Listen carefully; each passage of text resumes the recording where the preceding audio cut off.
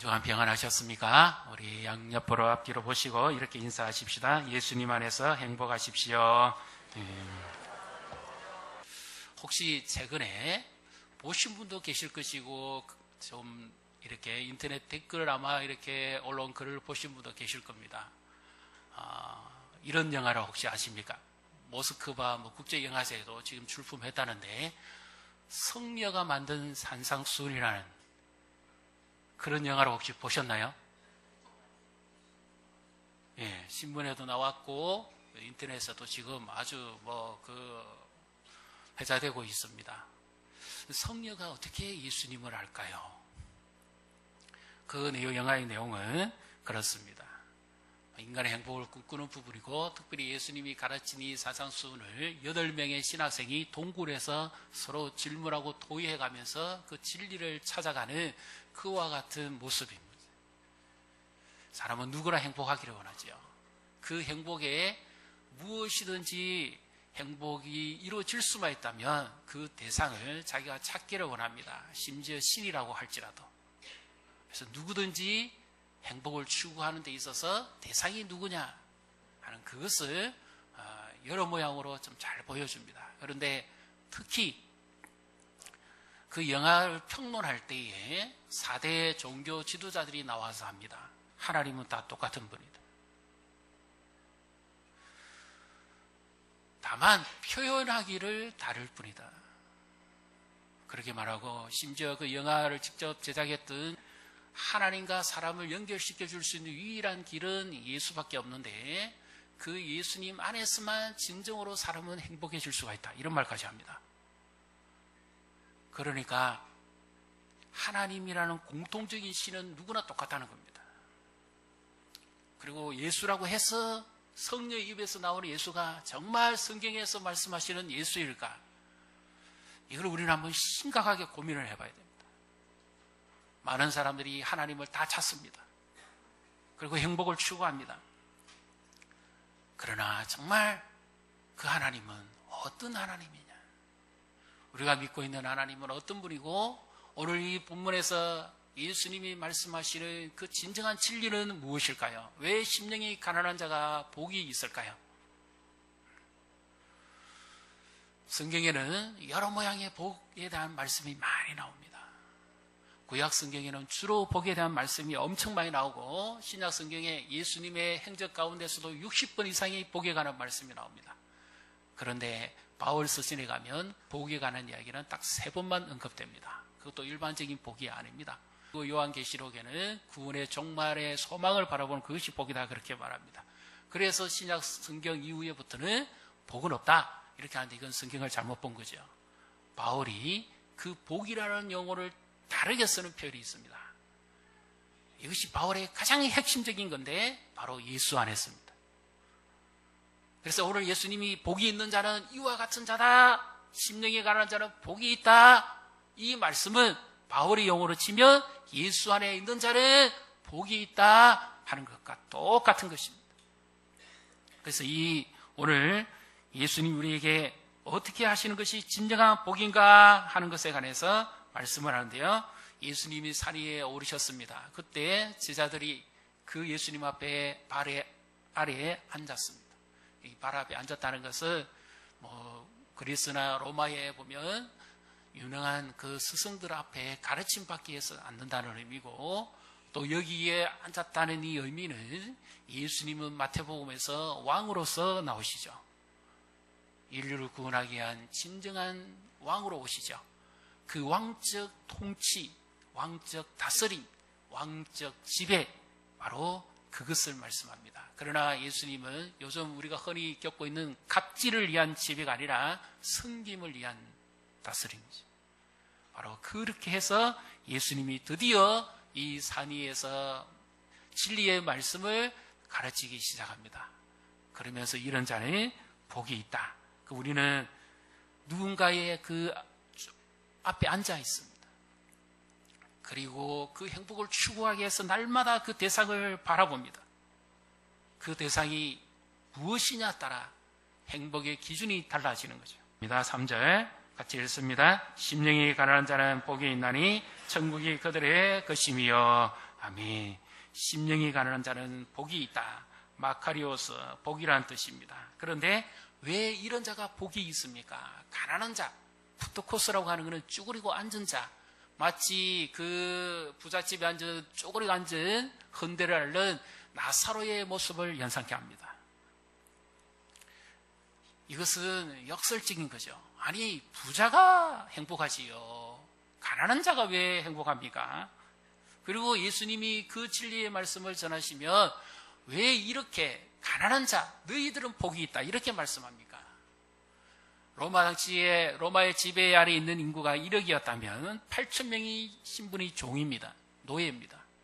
그러면 그들은 다 자유도 없고 가난한 자들이에요. 가지지 못한 자입니다. 억압에 눌려있는 자죠. 로마 황제의 통치의 지배를 받고 사는 자들입니다. 그럼 그들이 가난한 자니까 그들은 부자입니까? 그들은 복이 있는 자입니까? 과거 우리도 그러지 않습니까? 가난한 시대를 살아왔지 않습니까? 그 가난 속에서 지긋지긋하지 않습니까? 어떻게 하면 가난을 빨리 벗을 수 있을까? 그것이 노래였고 꿈이었고 소망이었습니다. 근데 가난이 무슨 복입니까? 누가복음 6장 20절에는 정말 예수님 주변에 앉아있는 무리들에게 그들은 대부분 다 가난한 자들이었습니다. 그런데 예수님이 말씀합니다. 가난한 너희들은 복이 있다. 왜냐하면 하나님의 왕국이 너희 것이기 때문이다. 왜 가난한 자에게 하나님의 왕국이 있습니까? 부자에게는 그러면 하나님의 왕국은 없는 것인가요? 왜 예수님은 좀 더 소망을 주고 기쁜 말씀을 하시지 않고 이렇게 가난한 자가 무슨 복입니까? 오늘 우리 성도님들은 어떻습니까? 여러분은 행복하십니까? 여러분의 심령은 행복하십니까? 여러분의 삶은 지금 행복하십니까? 어떻습니까? 물질적 가난, 물질적 부요 별로 차이는 없습니다. 그런데 예수님은 과연 무엇을 말씀하시고자 하느냐는 겁니다. 그래서 흔히 우리가 이미 주로 이 말씀을 많이 들으셨을 겁니다. 이 산상수는 예수님의 성품이다. 천국 백성의 성품이다. 이런 이야기를 많이 들으셨습니다. 물론 그 부분도 맞습니다. 우리가 그렇게 살아갈 수만 있다면 그걸 복입니다. 근데 오늘은 조금 더 다른 관점에서 한번 생각을 해보고자 합니다. 그것이 뭐냐? 지배입니다. 과연 누구의 지배를 받고 사느냐? 예수님의 지배를 받고 사느냐? 아니면 내 행복을 추구하기 위해서 어떤 다른 지배를 받고 사느냐? 그래서 성경은 분명하게 말씀합니다. 심령이 가난한 자는 복이 있다. 왜냐하면 천국이 그들의 것이기 때문인데, 그렇다면 여기에 우리 말씀으로는 이렇습니다만 아주 중요한 한 가지가 빠졌습니다. 뭐가 빠졌지요? 무엇으로 인해서라는 말이 빠졌습니다. 심령이 가난한 자는 복이 있는데 천국은 그들의 것인데, 그런데 이 천국은 죽어서 장소적인 천국을 말하는 게 아닙니다. 왕국입니다. 예수님의 다스림, 왕의 통치를 받고 사는 그들은 하나님 나라의 백성으로서 하나님의 왕국이 너희 것이다. 그래서 무엇 때문에 사람은 쪼그리고 앉는 의미가 뭡니까? 누군가의 지배를 받고 있다. 제가 지난주에도 말씀을 드렸습니다. 품이 있는 그녀, 그들 모두 공통적으로 섬기는 하나의 신이 있습니다. 그들은 그 누군가 자기도 보지 못하는 내면적인 어떤 지배를 받고 있죠. 그것이 뭡니까? 돈입니다. 이 품이 있는 그녀는 요즘 보니까 그 과거의 어떤 기업에 실제로 있었던 사건이라고 이야기를 합니다. 그것을 편집해서 드라마로 만들었다고 하는데 전부 그들 내면 속에 지배하고 있는 세력이 있습니다. 그거는 전부 돈입니다. 물질신을 섬기는 거죠. 그 행복을 추구하기 위해서, 그 자리를 누리기 위해서, 사람을 뺏기 위해서, 자기가 요구하는 행복을 찾기 위해서 전부 돈 앞에 쭈그리고 앉아 있습니다. 마치 스승의 가르침을 받고 거기서 진리를 깨닫고 연구하고 그들의 내면을 성찰하고 돌아보는 것처럼 돈이라는 신 앞에 쭈그리고 앉아서 전부 그것이 주는 행복과 그것이 주는 즐거움과 그것이 주는 기쁨을 추구하며 살아가고 있다는 거죠. 그래서 예수님이 역설적인 말씀을 하신 겁니다. 돈만 가지고는 행복할 수는 없다. 그래서 실제로 누군가에 의해서 지배를 받는, 그들은 다 돈신의 지배를 받고 있는, 만몬신의 지배를 받고 사는 사람들입니다. 팀 켈러라는 분이 내가 만든 신이라는 책에서 이와 같이 이야기합니다. 모든 것이 우상이 될 수 있다. 모든 것이 우리를 지배할 수 있다.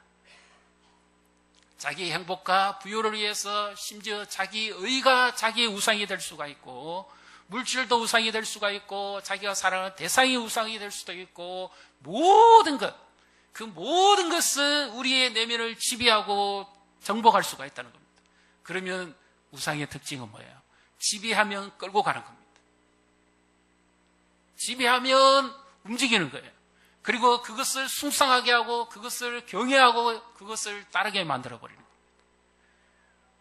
그래서 예수님이 산 위에서 이 말씀을 가르치신 이유는 바로 세상 왕국의 지배가 아닌 진정한 하나님 나라의 지배, 진정한 하나님 나라의 왕국의 지배, 그것이 이루어지는 그는 복이 있다. 믿습니까? 그래서 예수님은 세상적 왕국을 주시기를 원하지 않았고 행복을 추구한다는 사람들이 하는 그런 것을 주기를 원하지 않았다, 그 말입니다. 이 책의 내용에 한 실화가 있습니다. 어떤 부부가 돈 때문에 갈등합니다. 남편은 아내의 낭비벽이 너무 심하다는 겁니다. 사치와 이거는 말을 필요가 없다는 거죠. 그래서 기다리다가 못해서 그 담당 목사님에게 상담을 합니다. 그때 목사님이 그 아내의 신랄하게 이야기하는 그 남편의 이야기를 듣고는 한 가지 의문점이 떠올랐습니다. 그러면 선생님은 어떻습니까? 물질 아내는 그렇게 쓴다고 해서 늘 불평이고 원망인데 선생님은 어떻습니까? 그렇게 물었을 때 그 남편은 자기 이야기를 합니다. 저는 가급적이면 돈을 쓰지 않으려고 합니다. 아내는 이것을 누리고 즐김으로써 지배받고 남편은 그것을 움켜쥔 자리고비와 같이 되어서 지배받는 거죠. 똑같습니다. 둘 다 똑같이 물질신의 노예가 된 겁니다. 그러니까 가정이 행복할 수가 없는 거죠. 우리 언니 이런 이야기 우스갯소리를 했는데 한 상당히 오래전에 이런 기사가 났지 않았습니까? 어떤 할머니가 나름대로 돈을 좀 가진 분이라고 생각했습니다. 그런데 그분이 며칠 굶주려서 끝내 이 세상을 떠났습니다. 주변의 사람들이 냄새가 하도 나니까 방문을 열고 들어가 보니까 이 할머니가 이렇게 웅크리진 상태에서 숨을 거뒀습니다. 이상하다 해서 그 밑을 보니까 신문지에 뭔가 둘둘 말려 있는 것이 상당히 많았습니다. 이것이 뭘까 하고 움직여 보니까 그 안에 전부 돈다발이었습니다. 한 번 제대로 써보지도 못하고 그 돈을 움켜쥐고 자기는 죽은 겁니다. 뭐지요? 이것이 뭘 보여줍니까? 돈신의 지배를 받다가 갔다는 겁니다. 그래서 예수님은 그런 것이 아니라 정말 진정한 하늘의 복을 누릴 수 있는 것이 있다. 그것은 바로 예수님 자신이 내가 너희를 지배하는 것이다. 예수님은 바로 자신이 가지고 있었던 이 부를 주시기를 원하셨던 겁니다. 그래서 물질적으로 가난한 자였든지 부자였든지 관계없이 무엇으로 말미암습니까? 심령이 가난해질 수만 있다면, 여기 심령은 우리 영혼 또 우리의 생각의 자소, 그 마음을 지배하고 움직이는 가장 근본적인 그 부분이죠. 그 부분이 가난해질 수 있다면 어떤 사람이 가난해질 수 있을까요? 우리 성도님들의 마음은 지금 가난해져 있습니까? 아니면 부유하고 있습니까? 부유한 자는 하나님 앞에 나올 때 이거는 결론을 잘 들어보시면 합니다. 왜 부유하면 하나님을 만나지 못할까요? 물질적 부여가 아닙니다. 심령의 부여함입니다. 자기 의가 많이 있는 사람은 자기 의가 충만하기 때문에 하나님을 만날 필요가 없습니다.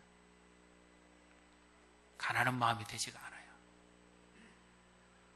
그런데 정말 가난한 심령을 가진 사람은 어떤 사람입니까?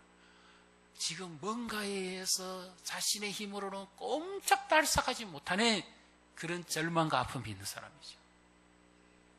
그래서 더 이상 바라볼 데가 없는 사람입니다. 오직 하나님 외에는 바라볼 데가 없어요.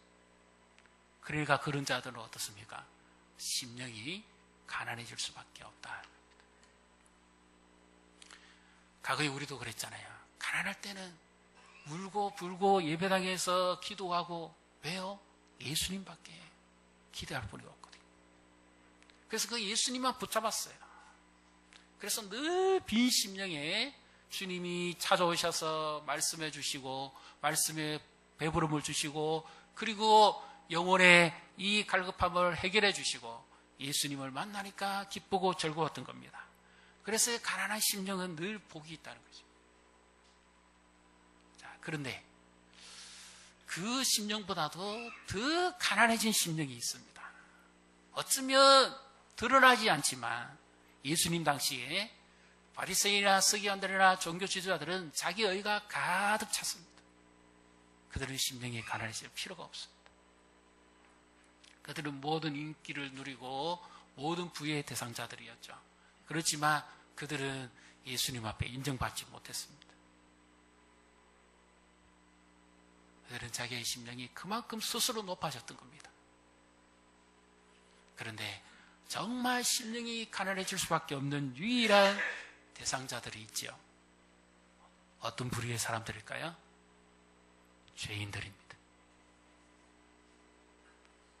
죄인들은 더 이상 기대할 게 없습니다. 죄인들은 마음을 다 비우는 겁니다. 자기 죄밖에 보이는 게 없거든요. 실제로 바리새인과 세리의 기도를 보면 바리새인은 하늘을 향해 두 손을 들고 기도합니다. 하나님 앞에 자기 의를 당당히 주장합니다. 자기의 종교적 의를 그렇게 나타냅니다.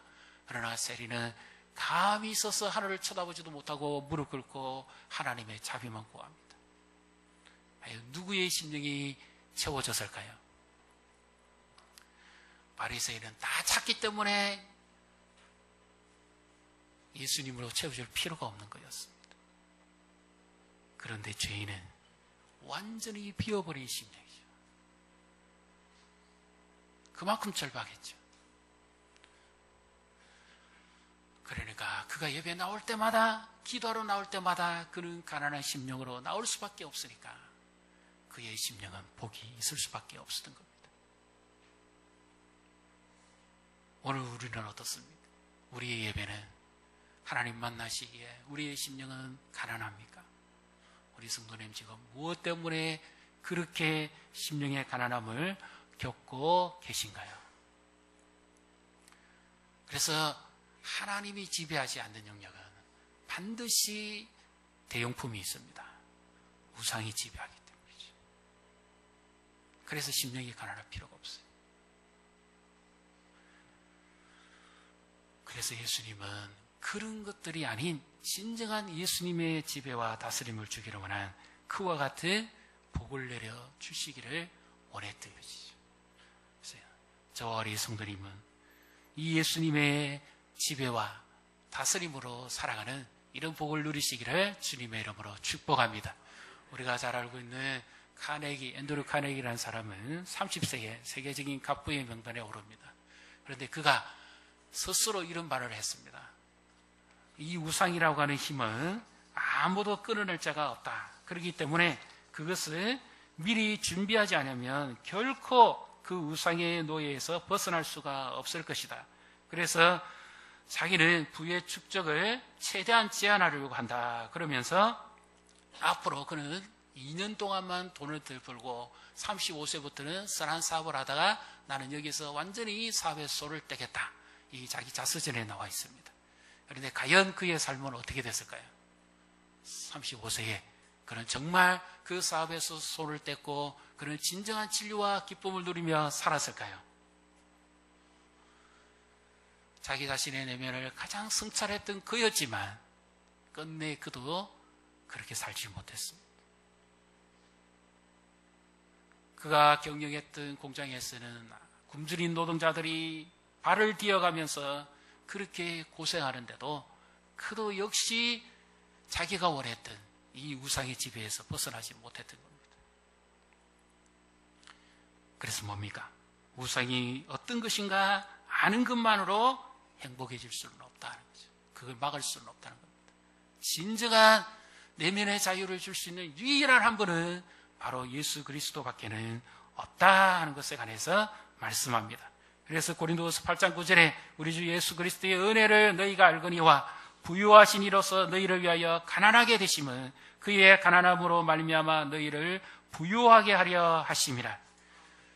하나님의 아들은 하나님의 왕국의 통치자입니다.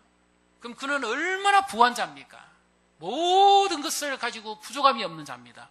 그런데 예수님이 그 부를 가지고 혼자 계시지 아니하고 그 부를 다 내려놓고 이 낮고 천한 이 땅에 오셔서 가장 가난한 자들, 죄인들, 그들의 친구가 되고 그들을 만나주심으로 말미암아 그들의 그 가난과 그 아픔이 예수님의 부유함으로 말미암아 그들에게 채워졌다는 것이죠. 만약 예수님이 스스로 부의 자리에만 계셨다면 우리는 아무도 구원받지도 못하고 이 예수님의 부유함에 참여할 수도 없는 죄인들이죠.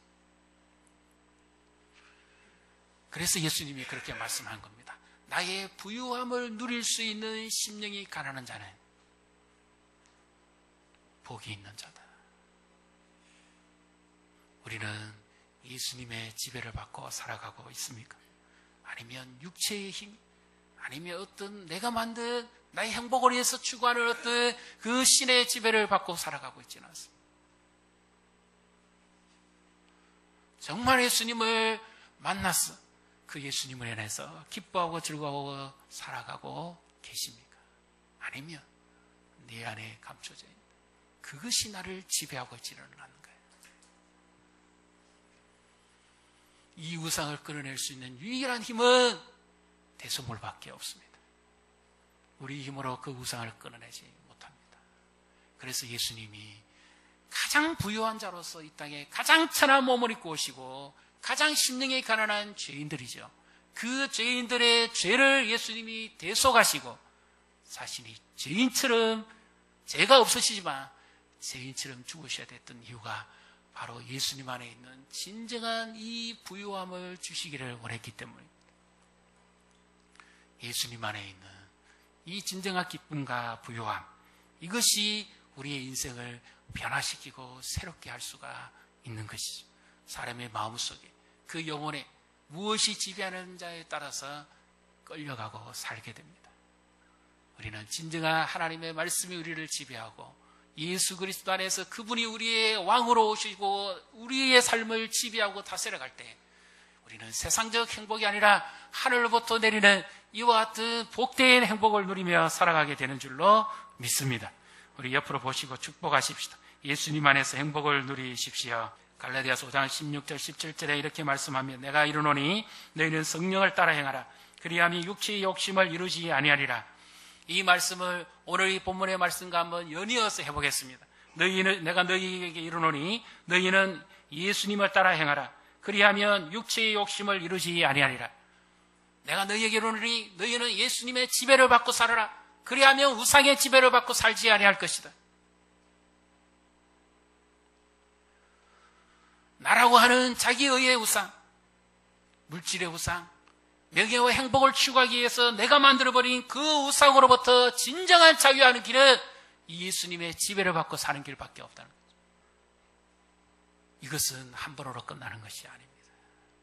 예수님이 왜 그런 자들은 복이 있다고 선언을 하셨는데 그것은 지속형입니다. 한 번만이 아니라 그렇게 예수님 때문에 지배를 받고 비록 세상에서는 가난할지라도 세상에서는 약할지라도 세상에서는 어려운 형편에 처할지라도 예수님으로 지배받고 지속적으로 그렇게 살아가는 사람, 그 사람의 심령은 천국이고 그는 하나님의 백성으로서의 부를 누리고 사는 자다. 그렇게 지금 말씀하시는 거죠. 한때 예수를 믿고 따라가는 것은 쉽습니다. 그러나 예수님의 지배를 받고 다스리는 사람, 예수님의 지배를 받고 사는 가정, 예수님의 지배를 받고 사는 교회, 예수님의 지배를 받고 사는 나라와 민족,